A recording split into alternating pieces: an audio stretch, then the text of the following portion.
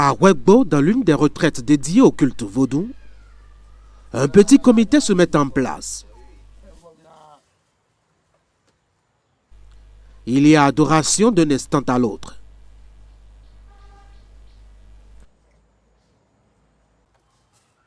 En attendant que le maître des lieux n'apparaisse en public pour ouvrir la célébration, on devise tout en rassemblant l'essentiel pour la cérémonie. De la farine de maïs, de l'huile rouge, des liqueurs comme le sodabi ou encore des boissons sucrées. Les bêtes à offrir en sacrifice et quelques ingrédients nécessaires à la circonstance.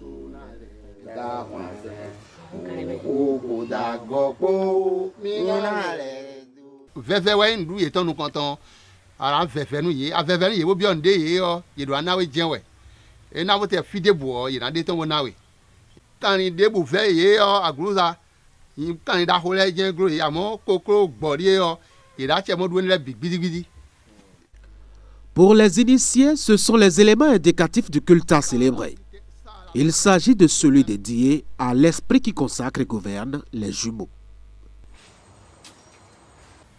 On do kabli ko je bo gra jagbo o do pele bo jiwe on vit pas guida oui fiyon na ma on sisi mu me no sisi no dan ko do gbe agon so videre kesi no wa pe agon sa agon pari je kesi no fe han mla we edene agon vi ma yon mo agon jigba family ene e de ro kan dambo nu vino a vita bo je mla na bo je nǹkan tó èrò sún jílẹ̀ ńlá jí ọ ètò ẹ̀rọ kàn débù dáhùn mọ̀rọ̀ jọ̀hún fífara bí ọ wọ́n tó ọ mẹ́. Faire plus d'un enfant à la fois en un geste d'accouchement est perçu comme un acte singulier au-delà de la normalité. C'est de la chance, un privilège pour les parents, mais aussi beaucoup d'exigences spirituelles. Ní ají ho àgọ́wẹ́ àhówẹ́ à wọ́n á máa de sùtọ̀ ẹnu fún mẹ́. Ono ke nu meto bi hegbre to me eno yo po an ala po ta ri debuji bo do bi kuna fo yesu etan wo o hegbe to eno ve o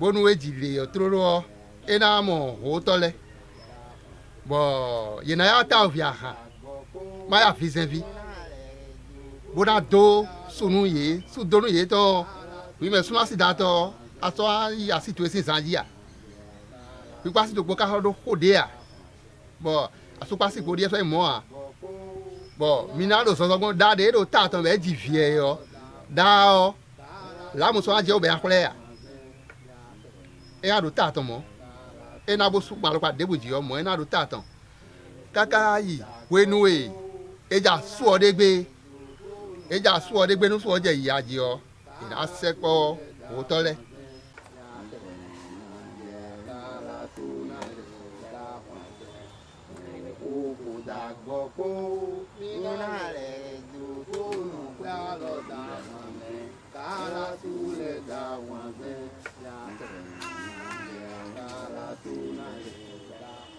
miro owe no bodo aton bodo wu wo eji e no son bu mo bu utebo bodo ton e no de suton onwen o fi e jawe no son onwen bodo wa e de wa yin wen si e sun wa yin do wen su e no de suton e ya go wa yin fi e no san go mo wa e no de suton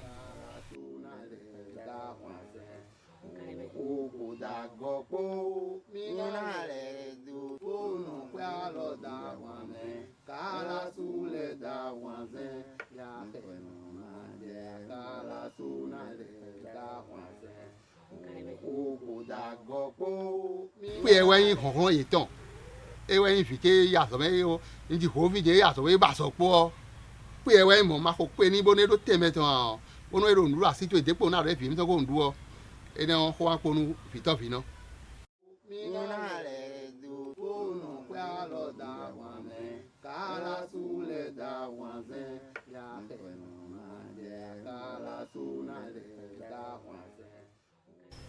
Mais ça est derrière nous vaudou yo. Lo vu le produit maman de faire wa. Boy derrière ka son webo wa. Mu ye derrière sa hosu me sin don bo wa. Boy derrière a hosu wa yon gbe ko so ye sin don. Boy derrière wa gbe gbonu fi. Bo tagbo mi to joba mo yo. Nu sin se wa boy derrière sin sin don. Wa so fle me fi de lo mi lo wa do. Sin sin we do egbe.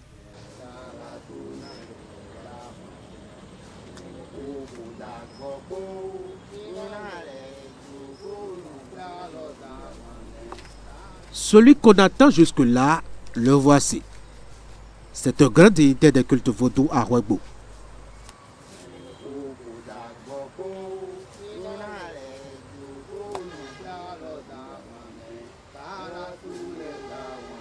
C'est sous son autorité spirituelle que le prêtre spécialiste du culte aux jumeaux devra faire sa célébration.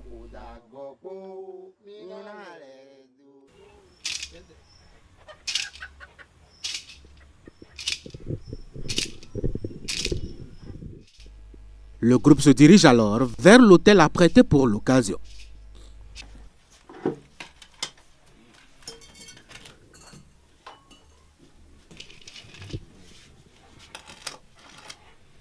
Ce sont ceux qui savent faire leur rituel qu'on appelle pour le faire.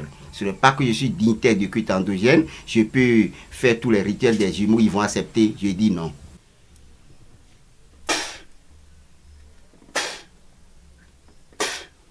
Oh, mi jaba fo na le gbo to gbo da fle fo to wule lu to gbo ade. Oh, mi jaba lu je gbo kwa han ko me. Oh, mi jaba la jalo ko kwa han ko me. Oh, mi jaba lu da me ko kwa han ko me.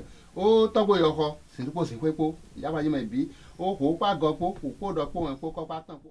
Nous soyons clairs, pardon, pour que les gens comprennent. Ce n'est pas les jumeaux qui vont dans les bars demander, quémander pour dire que les jumeaux vous demandent partout où on passe, on trouve vous mettez.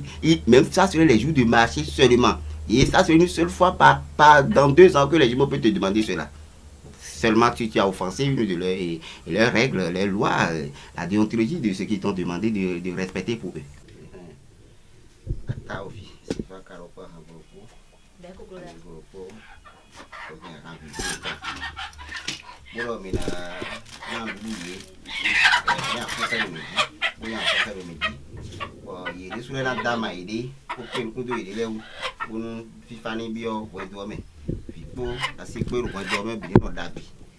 Après le legba, c'est les jumeaux. Il n'y a pas autre divinité qui peut te provoquer plus de malheur quand tu les as offensés comme les jumeaux. Ils sont sur les pieds, ils sont les humains. Donc il peut te faire comme si tu as provoqué un humain, et un être vivant. Donc ils sont à côté de nous. Ils peuvent manger avec toi, mais ils vont te punir dans l'ombre. Donc les jumeaux sont à craindre, ils sont à la 2e place, totalement. Oh, quand vous êtes bon, pour le cola oui, oui, le cas qui d'awi. Bien ma non si mais non d'accord de boyegbe, à gosu le cas en comme ça, qu'on parle de cas en oh, tomiton, oh, hunomiton, oh, grele. Eh ouais mais, oh, milono 2. Et là, et mi wa gomiton me fil, we no fileton. But we kon so ko ni no gon do. De mi ga ilo tomiton le gbo ina na sin mi bo nu e bravo mi adisi ami ole mejire. En matière des jumeaux, je vais dire, nous pouvons rénover le monde vaudou, mais on ne peut jamais renouveler le vaudou. On peut rénover, je dis bien, on peut rénover le monde vaudou, mais on ne peut jamais renouveler le vaudou. Donc ça doit rester tel que nos ancêtres nous ont légué. On ne pourra pas dire que c'est... On peut modéliser. Modéliser comment? Quelle religion peut faire ces pratiques? Quelle religion peut faire ces rituels sans l'effigie que le Roto a présenté tout à l'heure? C'est n'importe qui n'a pas cette effigie pour faire les rituels. Et sans l'effigie là, on ne peut pas faire quelque chose pour les jumeaux, ils vont accepter. Et il veut nous dire quoi par rapport à notre religion? Il veut nous apprendre encore quoi? Si ce n'est pas dans leur domaine, il faut qu'ils nous laissent. Et moi je demeure, je dis toujours que le monde vaudou ne peut être jamais renouvelé. Ça peut être rénové, on peut faire une belle case pour sa divinité. Mais on ne peut pas dire je vais faire tellement pour la divinité. Si ça prend de l'huile rouge, on lui donne toujours de l'huile rouge. On ne peut pas lui donner autre chose et ça va accepter. Ça, il faut comprendre ça.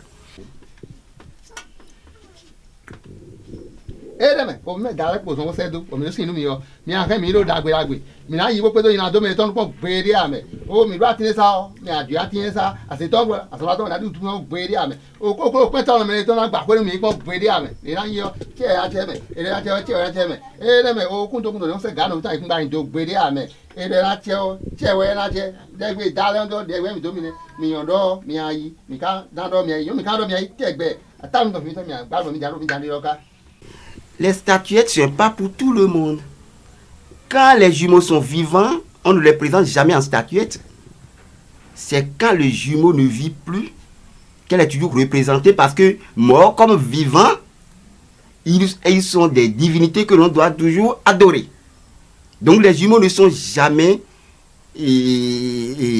morts, je vais dire, ils sont toujours vivants. Donc par rapport à la symbole de nous montrer qu'ils sont vivants, c'est pourquoi on les présente toujours en statuette.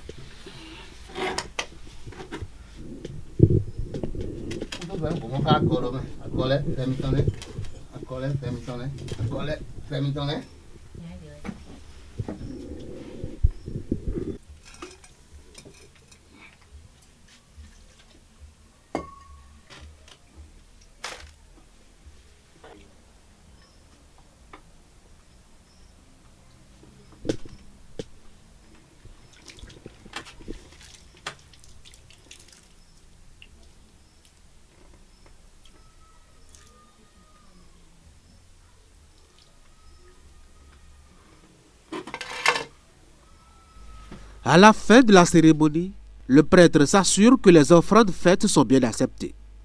Il interroge alors les esprits.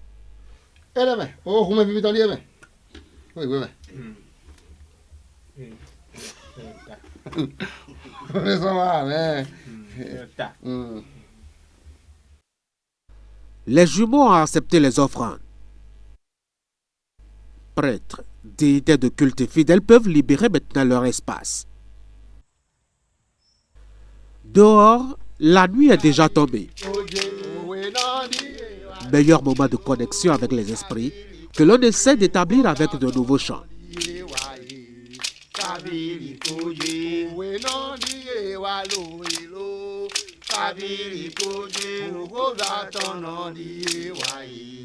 Kabiri koje anase kadagba anase godogba anase kadagba anase godogba benu yan me ma yan me si me kiri na ti jibo den la fo gaga kabiri koje owe na di wa lo kabiri koje.